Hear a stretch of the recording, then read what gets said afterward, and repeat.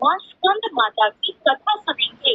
नवरात्रि के 5वें दिन माँ स्कंद माता की पूजा की जाती है। माँ स्कंद माता की पूजा करने से सभी प्रकार की मनोकामनाएं पूरी होती हैं, शत्रुओं पर विजय प्राप्त होती है और निसंतान लोगों को संतान सुख की प्राप्ति होती है। अगर अब आपके मन में सवाल आया है कि माँ स्कंद माता कौन है, तो आपको बताना चाहती हूँ कि माँ दुर्गा का 5वां स्वरूप ही माँ स्कंद माता है। और अब अगर आप ये जानना चाहते हैं कि इन देवी की गोद में ये बालक कौन है, तो इसका जवाब है कि ये बालक है कुमार कार्तिकेय, जिनका एक और नाम स्कंद है। 4 भुजाओं वाली माँ स्कंद माता देवी पार्वती या माँ दुर्गा का 5वां स्वरूप है। ये 4 भुजाओं वाली माता शेर पर सवारी करती है। इनके एक हाथ में कमल पुष्प है और एक हाथ से ये अपने पुत्र स्कंद कुमार यानी भगवान कार्तिकेय को पकड़ी हुई है। भगवान कार्तिकेय को ही स्कंद कुमार कहते हैं। स्कंद माता का अर्थ हुआ स्कंद कुमार की माता।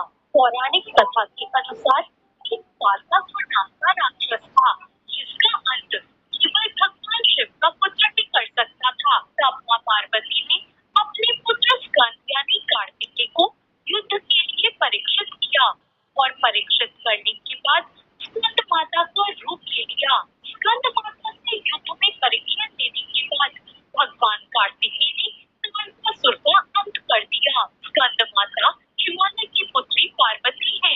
इन्हें माहेश्वरी और गौरी के नाम से भी जाना जाता है। पर्वत में हिमालय की पुत्री होने के कारण इन्हें पार्वती कहा जाता है। इसके अलावा महादेव की पत्नी होने के कारण इन्हें माहेश्वरी नाम दिया गया है और अपने गौर वर्ण के कारण इन्हें गौरी कहा जाने लगा। माता को अपने पुत्र से बहुत प्रेम है, इसी कारण माँ को उनके पुत्र के नाम से पुकारा जाना उत्तम लगता है। मान्यता है कि स्कंद माता की कथा पढ़ने या सुनने वाले भक्तों को माँ संतान सुख प्रदान करती है और सुख समृद्धि में देती है। स्कंद माता को भोग स्वरूप केला अर्पित करना चाहिए। माँ को पीली वस्तुएं बहुत प्रिय है, इसलिए केसर डालकर खीर का भोग भी लगा सकते हैं। नवरात्र के 5वें दिन लाल वस्त्र में सुहाग की सभी चीजें और लाल फूल और अक्षत माँ को अर्पित करने से महिलाओं को सौभाग्य